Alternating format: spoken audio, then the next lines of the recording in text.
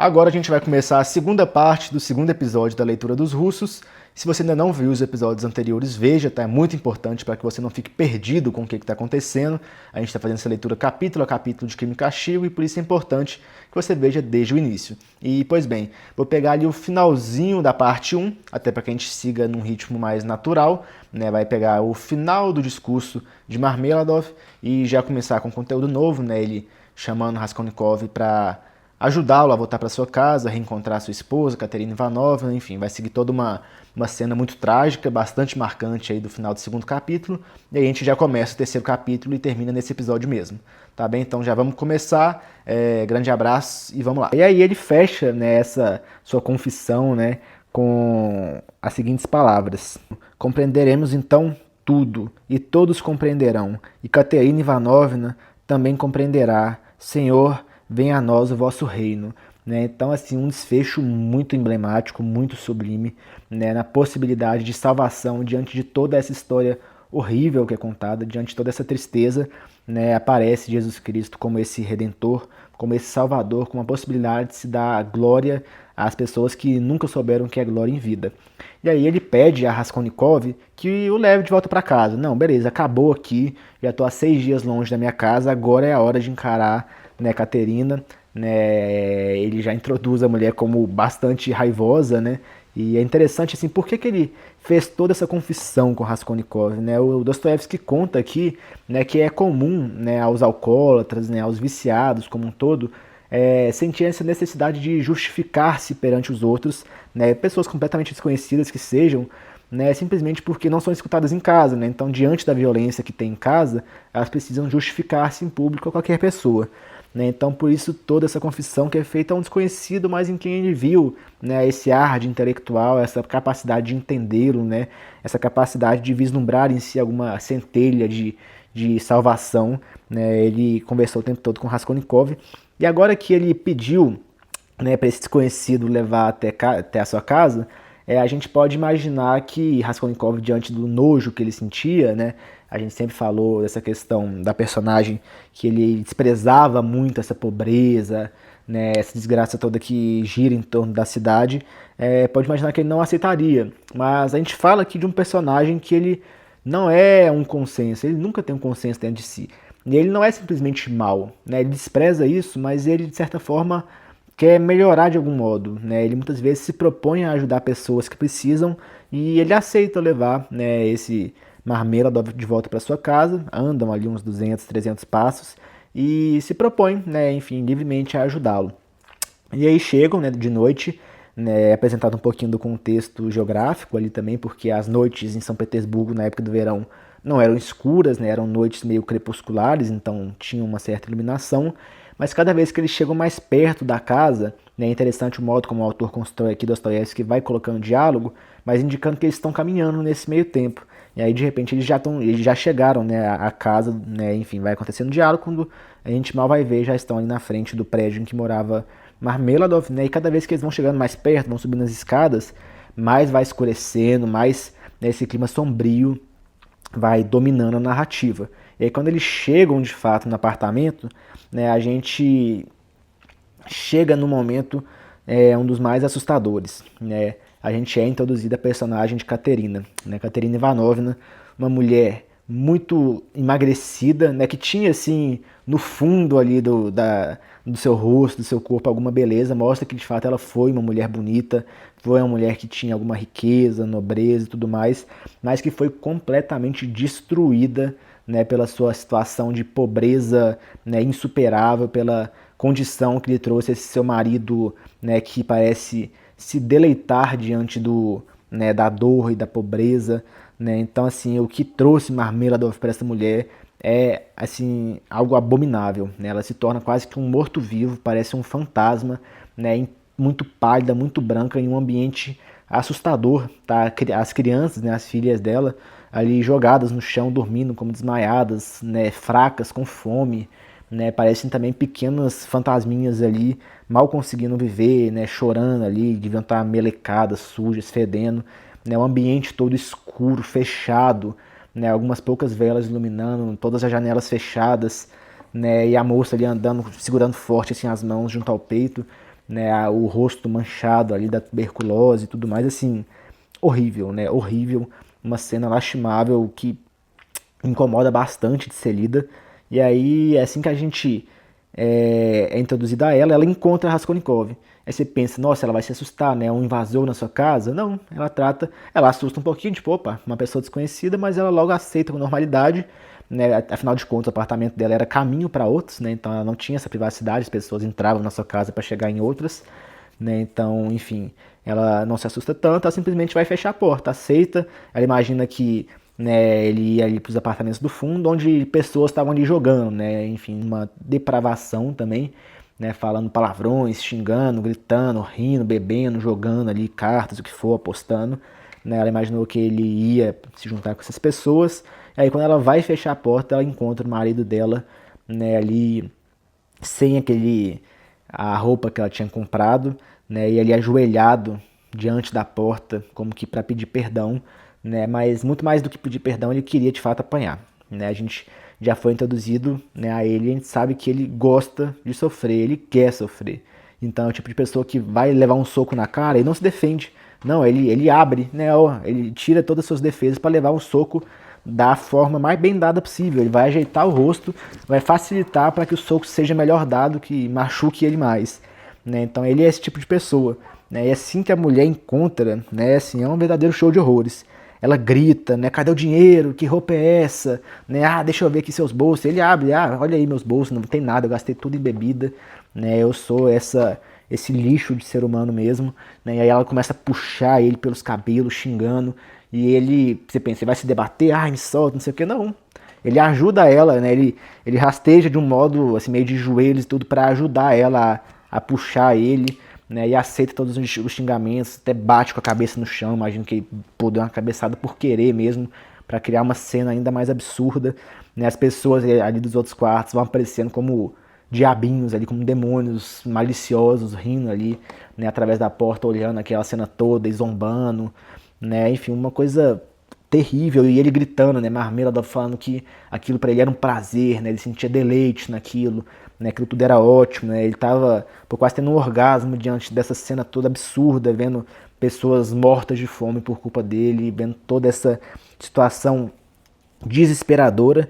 E aí Caterina expulsa, né, Raskolnikov, tipo, sai daqui, você que trouxe ele, você é amiguinho dele aí, né, de bebedeira, então vai embora, expulsa Raskolnikov, e Raskolnikov fala, beleza, ó, com Deus, tudo bem, não quer ficar nesse lugar aqui não, Deus me livre. E aí foge, né, vai embora, vendo aquela situação toda, chega também a dona ali dos apartamentos querendo despejar eles, né, diante dessa briga, dessa questão toda. E aí ele vai embora e só que ele sente uma pena, né, dessas pessoas. Ele vê o tamanho, né, do buraco que eles se afundaram, né, o quão triste, o quão, né, assim, insuperável aquela pobreza. E ele pega ali no bolso dele um dinheirinho, umas moedas, provavelmente daquele relógio que ele vendeu para a velha usurária no primeiro capítulo, e deixa ali na janela. Né, o que você vê de novo um pouco da bondade, né, do Raskolnikov, que tem essas ideias absurdas, despreza, sente nojo, mas muitas vezes também tem pena e quer ajudar. Né? Então ele deixa ali as moedas para ajudar eles e começa a descer as escadas e imediatamente ele se arrepende. Né? De novo, Rascon, né? Aquele núcleo do seu nome que indica essa cisão, esse conflito interno de ideias. Né? Ele já se arrepende e fala, nossa, cara, eu também estou passando dificuldade. Eu também sou pobre, né? Ele teve que abandonar os próprios estudos por falta de dinheiro, ele também precisa daquilo, né? Por que eu vou deixar dinheiro para eles, meu Deus do céu? Eu tô deixando o dinheiro que eu tenho. Aí ele começa a pensar isso, aí ele se arrepende, ele quer voltar, mas não vou voltar não. Aí também tem a filha prostituta, né, coitada, ela é uma boa pessoa. Aí, não, mas então não vou. Aí não pega o dinheiro, aí depois ele quer se justificar, ele já adota um tom mais malicioso, mais maldoso, né, pensando na prostituta de falar, né, pô, uma pessoa dessa precisa ter um gasto muito grande ali com higiene, né, com pomadas, não sei o que, meio que zombando da situação dela. Então assim, ele vai nessa confusão de muitas ideias. E aí, né, ele conclui, né, com uma ideia muito importante, tá? Muito importante mesmo, não esqueçam o que vai ser dito aqui, porque é o próprio pensamento, né, da personagem colocado aqui. Primeiro, ele vai refletir sobre realmente a condição miserável da humanidade, como basicamente todo o planeta, toda a humanidade é completamente afundada em vícios, em tristeza, em pobreza, né? É tudo sujo, é tudo horrível, mas depois ele contrapõe isso a e se tiver uma ou duas pessoas que realmente são iluminadas, né? E se existir um super-homem, né? Uma pessoa que é realmente a iluminada, ela não está nessa desgraça toda. E se existir essa pessoa? Vamos ler aqui o que ele fala. Mas que poço, vejam só que poço fundo eles conseguiram cavar. E aproveitam-se sim, senhor, habituaram-se, choraram um bocadinho e depois habituaram-se. O bandalho do ser humano habitua-se a tudo. Depois ele reflete um pouquinho mais e conclui. E se não for verdade? E se na realidade o ser humano em geral não for bandalho todo ele, a espécie humana na sua totalidade, significa então que tudo o resto é superstição, medos falsos, então não há barreiras e tem de ser assim mesmo. Ou seja, não há barreiras, né, a essa pessoa que não está, né, desse bandalho, que não é a escória, que não é pobreza, que não é miséria. Né? Se há essa pessoa superior, não há limites para ela pode tudo. Então, essa é uma ideia fundamental para que a gente entenda o que é, né, essa ideologia de Raskolnikov, para que a gente consiga realmente se aprofundar no que é o pensamento que o conduz. Ok? Então, agora a gente termina o capítulo 2, né? Já estamos aí com muitos minutos de vídeo, mais de 40. Então, vamos correr aqui para o capítulo 3 para que a gente consiga terminar ele nesse vídeo. Assim que começa o capítulo 3, a gente é introduzido ao cubículo em que ele morava. Né? Ele voltou para casa, depois desse conflito todo com Marmeladov. Né? E aí, no cubículozinho dele, ele dorme. A gente descobre que ele dorme ali num canapé, né? Numa espécie de um sofá sem encostos, né, e tudo mais. Ele dorme ali sem coberta, sem nada. E, enfim, é um apartamento simples, pequeno e muito desorganizado, né? Tudo meio que jogado, né? Ele parece até sentir algum prazer de morar em meio a essa zona, né? Vamos puxar aí da memória o primeiro capítulo, né, em que Raskolnikov ele sente um certo ódio, né, pela organização daquele apartamento da velha usurária. E aí diz que tamanha organização só podia ser fruto de uma viúva má, né, de uma pessoa maldosa. Então, ele diz aqui assim, era difícil degradar-se e desleixar-se mais, o que até agradava a Raskolnikov no seu estado de ânimo. Então, Raskolnikov é o que é dito aqui em algum momento desses capítulos, né, um monomaníaco, né, uma pessoa que está com uma ideia muito fixa na cabeça, que só pensa naquilo. Então, né, essa desorganização completa ali do seu apartamento, essa bagunça, né, e né, o fato de viver num ambiente muito fechado, claustrofóbico, né, que tem um pé direito tão baixo que uma pessoa alta chega a quase bater a cabeça no teto e tudo mais, para ele é quase prazeroso. Né, é uma situação ruim, ele sente ódio, mas é um ódio que meio que num círculo assim, né, ele encontra de um ponto oposto ao outro, eles como que se tocam, né? Então isso gera para ele um prazer imenso, né? Então, né, nesse estado de ânimo dele, né, nessa, né, elucubração que ele coloca na sua mente, nessas ideias absurdas que ele vai construindo, né, tudo isso vai tornando um eu muito agigantado, né? Ele só pensa em si, tudo no mundo é ele. E, enfim, todo esse estado, né, que ele criou no seu microcosmos, no seu cubículo, para ele é realmente o mundo ideal de uma pessoa, né, poderia ter. E aí, enfim, ele acorda com a faxineira ali, a moça que era contratada do prédio para servir ali um café da manhã, né, limpar os apartamentos, né, junto com o aluguel ele pagava esse meio que um serviço de quarto. Chega a moça e é uma moça simpática, né, eu me esqueci o nome dela aqui, Nastácia é o nome dela. Né? Então, Nastácia é uma moça simpática, da aldeia ali próxima, né? Bastante sincera, né? O modo como o Dostoiévski descreve a risada dela, né? Uma risada que envolve todo o corpo ali, né? Provavelmente balançando ali os peitos e o corpo, os braços. Enfim, ela é bastante característica, uma moça que tem uma feição boa, ao que parece, e que se contrapõe totalmente a Raskolnikov, né? Que acorda ali num estado enfermiço, parece... Né, provavelmente uma pessoa pálida, né, que também está magra, algo que remete um pouco ao que era a Caterina, que a gente falou aí do último capítulo.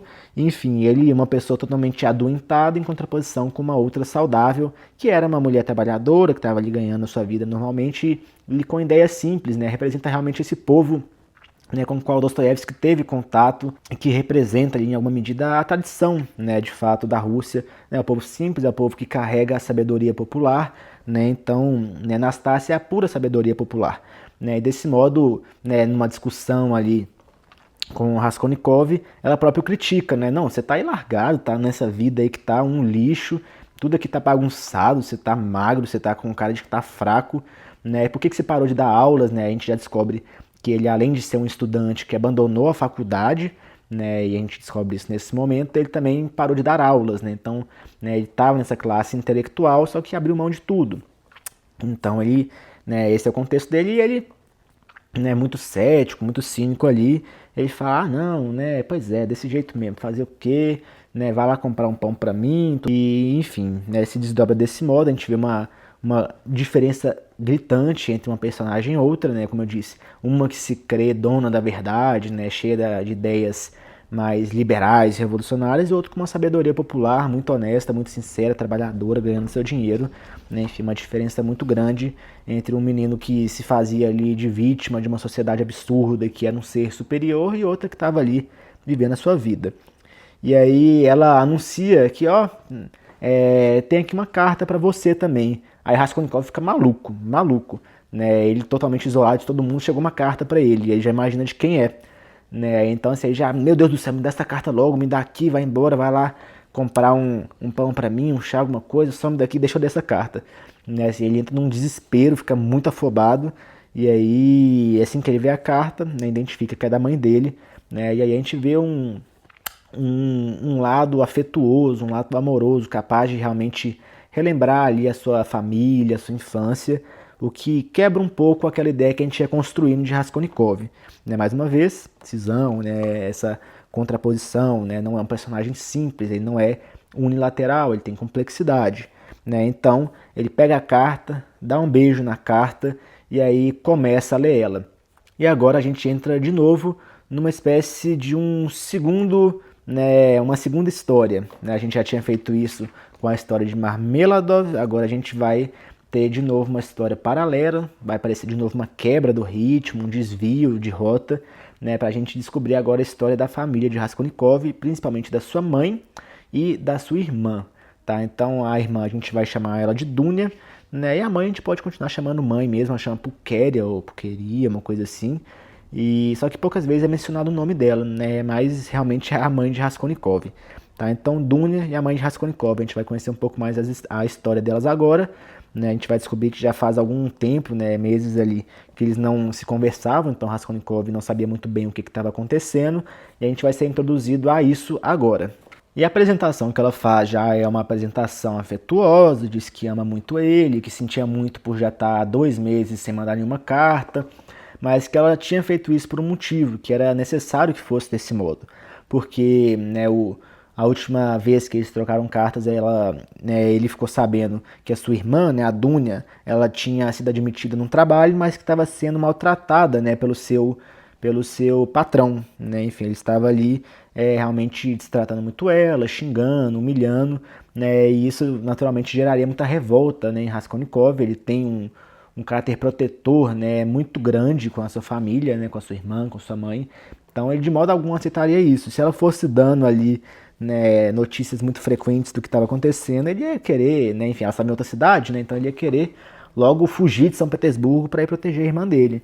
Então a mãe dele, né, porque ela se omitiu durante 2 meses de todas as notícias, mas ela adota um tom muito otimista.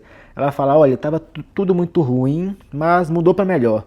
Né? Agora a gente pode gabar-se da nossa fortuna. Né? Ela pede assim, até uma certa desculpa por ter parado de mandar dinheiro, né, para Raskolnikov. Ela diz que ficou sabendo que ele abandonou os estudos, que estava muito triste com isso, mas que tudo isso ia mudar, né? Enfim, a sorte tinha ido para outro lado.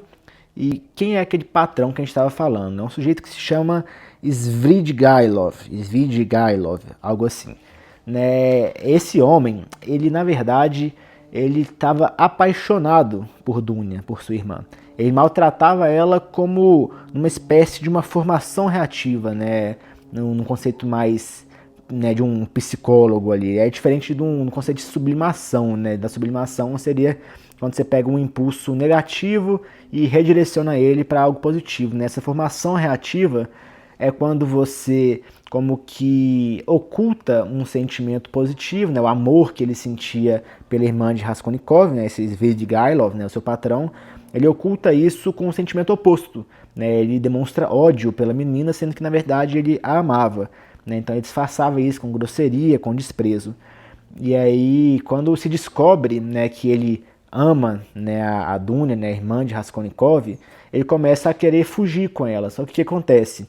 Ele era casado e tinha filhos, né, era pai de família. Então, Dunya, ela era uma mulher, a gente descobre aqui que ela era, né, uma mulher que tinha sentidos nobres, né, uma pessoa virtuosa, uma pessoa forte, né, muito determinada e tudo mais. Então ela não aceita. Ela fala, olha, você é casado, você tem filhos, eu não vou fazer isso.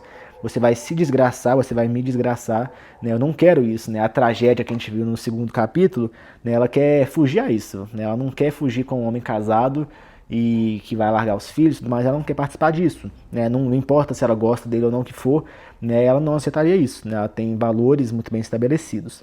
Só que aí o que acontece, né? Num desses momentos em que, né, Svidrigailov tá se confessando com ela, né? Oh, eu te amo demais, vamos fugir, não sei o quê. A mulher dele flagra os dois conversando. E aí ela faz um deslocamento, né? Ela entende que a culpa não é do marido, né? Ela quer algo que faça mais sentido para ela, que é melhor para ela. Então ela culpa a irmã de Raskolnikov, né? A Dunya. Fala que é Dunya que está dando em cima de seu marido, né? E não o contrário, ela não aceita essa realidade, né? E aí diante disso ela se enche de ódio, né? Nossa, essa menina que invadiu a nossa casa, quer roubar meu marido, quer destruir a minha vida, não sei o quê. E aí ela começa a difamar, né, Dunya, expulsa ela da sua casa, joga ela numa carroça que não tinha nem um telhadinho assim, no meio de uma chuva intensa, joga todas as roupas da menina ali e ela tem que ir debaixo de chuva, completamente humilhada, sendo que não tinha feito nada, né? E a mulher de Svidrigailov, né, ela começa a difamar, né, ela por toda a cidade, uma cidade pequena, um vilarejo, algo assim. E aí todos começam a odiar, né, Dunya. Começam a, enfim, ofendê-la, né? A mãe, né, e a irmã mal podiam ir ali na igreja porque eram humilhadas constantemente. E desse modo elas acabaram sendo como que excluídas, né, do convívio social por uma grande mentira que foi criada, né? Esse Svidrigailov, por enquanto, continuava calado, aceitando a realidade, né, esse absurdo que se consumava. E assim foi indo, né? A mãe de Raskolnikov, né, Pulcheria, foi se adoecendo diante dessa situação toda, né, dessa humilhação sem motivos, uma coisa totalmente injusta. E quando de repente, né, o patrão, né, da Dunya, ele se arrepende daquela situação toda, ele vê a grande injustiça que estava sendo cometida por sua mulher, que estava difamando a pobre da coitada, que nada tinha feito senão tentar defender a própria honra e a honra dele, né? Então ele se confessa, traz para ela uma carta que Dunya tinha escrito negando, né, assim, realmente declinando todos os seus pedidos, né? Era uma carta em que ela dizia, olha, Svidrigailov, eu não quero, né, me casar com você, eu não quero fugir com você, você tem família, você tem filhos, né, eu não aceito essa conduta, isso não é certo, você tem que respeitar a sua mulher, enfim, ela se engrandece muito, e é assim, né, que a mulher, ela se chama Marfa, tá? Marfa Petrovna, né? Assim que ela lê essa carta, ela já se arrepende imediatamente. Ela vê que ela também estava cometendo uma grande injustiça. Ela vai até uma igreja, se ajoelha diante ali da imagem, né, da Virgem Maria, né, pede perdão, reza, Nossa Senhora, o que eu fiz? Mas para que tenha validade esse arrependimento, ela tem que reconstituir, né, a honra de Dunya que ela tinha ferido. Então ela vai de casa em casa, por todas as pessoas do vilarejo, lendo a carta, né, que Dunya tinha escrito, mostrando como ela era virtuosa, como ela tinha agido de maneira correta e como quem estava errado era seu marido, né? E assim ela reconstitui a imagem de Dunya e ela acaba sendo querida na cidade. Todo mundo começa a querer contratar ela, né? As pessoas veem que estavam julgando ela de uma maneira muito injusta e que ela era uma pessoa muito correta, muito virtuosa. E nesse meio tempo chega um homem mais rico, um homem bem quisto socialmente, né, um funcionário público de mais alto grau, né, um advogado, né, e essa a profissão da advocacia era bastante recente, né, ali no contexto da Rússia, né, que se chama Piotr Petrovich Luzhin, né, e esse homem ele pede Dunya em casamento, né, o que para ela se mostra algo muito bom, né? Um homem rico, né? A gente é pobre, a gente está aqui miserável, né? Então ele vai como que salvar a gente dessa nossa condição e vai ajudar inclusive o próprio Raskolnikov, né, porque Raskolnikov teve que abandonar seus estudos por falta de dinheiro, né, e além de tudo, né, a gente descobre que Raskolnikov estava estudando direito, né, então, além dele ter o dinheiro de volta, porque esse homem ajudaria a família, né, ali Dunya, Puker, Raskolnikov, ele ajudaria, daria dinheiro para eles, ele com certeza ajudaria Raskolnikov a voltar para a faculdade, né, ele além de voltar a seus estudos, ele ainda teria emprego, né, porque o homem ele era advogado, então, enfim, tudo parecia muito bom sobre esse viés utilitarista. E por mais que a mãe de Raskolnikov tente amenizar, né, essa situação, tipo, olha, né, não se ofenda, tudo, mas isso é muito bom pra gente, né, ele é um homem bom, ele é um homem, né, que tem ideias muito bem formadas, ele diz que tem um espírito positivo, mas ele também é adepto, né, de ideias mais modernas, não sei o que, é o tipo de pessoa que não tem convicção de nada, só que quer parecer virtuoso, tipo assim, né, olha, eu também aceito as ideias moderninhas e tudo mais, mas eu sou uma pessoa muito prática, é isso que ele quer dizer, é uma coisa muito tosca, mostra de uma personalidade muito fraca, né, é provavelmente um homem um tanto ridículo, mas ele é bem sucedido, né, então a mãe de Raskolnikov tenta tornar isso o mais ameno possível para que Raskolnikov não se enfureça, né, não se sinta ofendido diante dessa realidade, né, de ser um homem ridículo que sua irmã estava se vendendo a ele só porque ele tem dinheiro.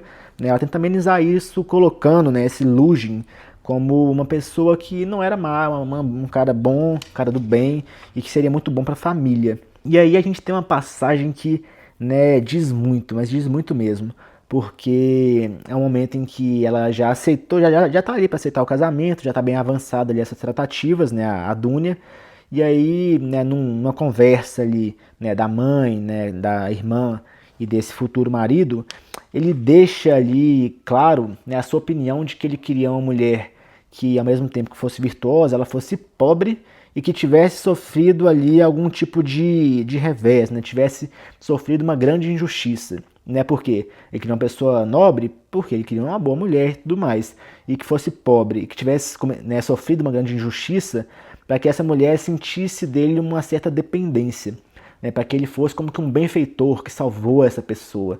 Né, então ele queria, né, ter essa superioridade diante da sua mulher e que ela o endeusasse. Né? Oh, você me salvou, eu sou pobre, você é rico, eu estava ali sendo injustiçado e você me trouxe a justiça. Né? Então ele queria ter esse controle da sua mulher. E ele disse isso claramente na cara dela, né, da Duny, da mãe de Raskolnikov. Né? E assim, do modo com que isso é dito, eu já imagino a reação de Raskolnikov quando ouviu isso. Né? Ele deve ter, de certa forma, ficado indignado. No final do capítulo é dito que ele leu entre lágrimas, mas que foi mudando um pouco, né, a sua expressão no decorrer da leitura. Né? Eu imagino, assim, pelo caráter desse personagem que tem muita vaidade, tem muito esse ideal de um homem superior e que ele se acredita ser um. No momento em que ele viu a irmã sendo tratada como esse objeto, né, e como essa pessoa que deve, né, louvar esse futuro marido como seu salvador, ele deve ter ficado profundamente ofendido, né? E, enfim, segue-se aí, ele tem toda uma amenização, evidentemente, mas toda a questão do utilitarismo é muito incômodo, né? Chega a falar aqui, querido Rodya, né? Rodya seria, né, ali o apelido de Raskolnikov, que seria chamado Rodion, né? Ele fala assim, também para ti isso pode ser muito útil, que a partir do dia de hoje tu poderias começar a tua futura carreira e considerar o teu destino como nitidamente definido. Então, assim, parece que é uma humilhação, tipo, ó, né, esse marido dela vai ser bom pra você também, é bom pra todo mundo, dane-se, né, todo o resto, isso vai tirar a gente da pobreza, enfim. E aí, para que ele não se sentisse, né, digno de dó, né, tipo, olha, ele vai te ajudar porque você precisa. Ela ameniza, ela diz o seguinte, que isso vai ser feito não como de forma de beneficência, mas como recompensa merecida. Tipo, olha, meu filho, você vai receber essa doação aí, esse marido da sua irmã, que ela se vendeu pra ele, ele vai te dar dinheiro pra você estudar, mas não é porque ele tá com dó, é porque você merece, né? Não fica com raiva, né? E esse personagem, né, do Luzhin vai aparecendo realmente como esse controlador, né, da sua mãe e da sua irmã, né? Ela fala, por exemplo, tudo vai depender das ordens de Piotr Petrovich, né, que é o Luzhin. Né? Então, assim, tudo que vai acontecendo é o que ele quer, né? E essas mulheres ali estão totalmente ao controle dele. Né? Então, isso provavelmente vai irritando muito, né, Raskolnikov, que vai perdendo de si nessa situação de protegê-las, né? E vai vendo-as, né, sob a proteção de outra pessoa, e uma pessoa muito vaidosa, uma pessoa controladora. né? Então, esse é o conteúdo da carta, né? Então a irmã vai se casar com esse homem e elas vão se mudar, né? Essa é a grande surpresa que aparece no final, elas vão se mudar para São Petersburgo, né? Para a mesma cidade em que Raskolnikov está, né? Então eles vão morar perto, né? E enfim, a irmã vai se casar com esse homem um pouco ridículo, mas que vai trazer essa utilidade para a família, vai tirá-los da pobreza. E assim termina, né? Ela se despede e se despede torcendo para que Raskolnikov aceite bem a sua carta e para que ele continue fiel a Deus, né? E ela teme muito que ele tenha ali saído um pouco dessa tradição e tenha se entregado a essas novas ideias, né? Ou seja, ela teme muito que ele tenha saído ali desse cristianismo ortodoxo e entrado dentro das ideias ocidentalistas. Isso é muito importante, né? Essa preocupação da mãe com o caminho que o filho toma. E ela se despede assim: que sejas feliz e nós também seremos. Reza a Deus, Ródia, como dantes, e tem fé no amor e na misericórdia do Criador e Redentor, Senhor nosso. Receio do fundo do meu coração que essa nova irreligiosidade da moda te apanhe também a ti. Se assim for, rezo por ti.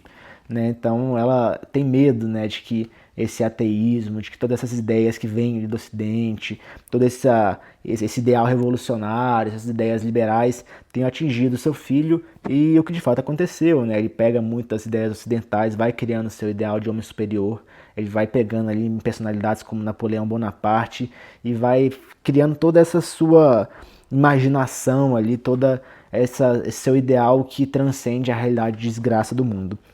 E assim termina, né, a carta da sua mãe e ele enfim toma um caráter muito decidido, né, sai do apartamento ali, decidido a fazer alguma coisa, fazer qualquer coisa, né, eu não sei se já aconteceu muito com vocês, mas quando você simplesmente tem vontade de agir, sabe, quando você tá assim de madrugada, o que for, você fala, não, eu tenho que fazer alguma coisa, eu vou mudar minha vida, o que eu vou fazer, eu não sei, mas é isso que eu tenho que fazer, mais ou menos nesse ritmo que ele sai do apartamento, né, sai ali sem nem olhar direito para onde que ele está indo, né, que ele estilo seu de alinhamento do mundo, mas parece que muito decidido alguma coisa, né, então vai embora do apartamento e assim termina o capítulo, né, já terminando a carta, e enfim, eis o terceiro capítulo terminado.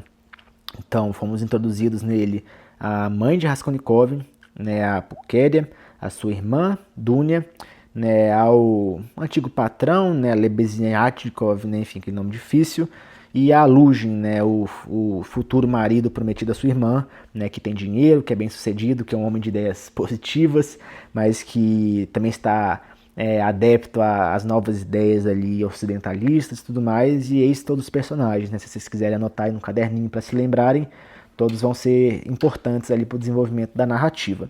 Ok? Então, terminados os 2 capítulos, um vídeo longo, mas eu acho que deu para aprofundar bastante. Espero que vocês tenham gostado, né? Se inscrevam aí no canal, esses vídeos são muito trabalhosos, já estou algumas boas horas gravando e, enfim, com bastante pesquisa e tudo mais, então peço que você me ajude, né? Se você realmente gostou, divulgue para pessoas que podem se interessar e, enfim, continue me acompanhando, tá bem? Então fiquem com Deus, grande abraço, até mais.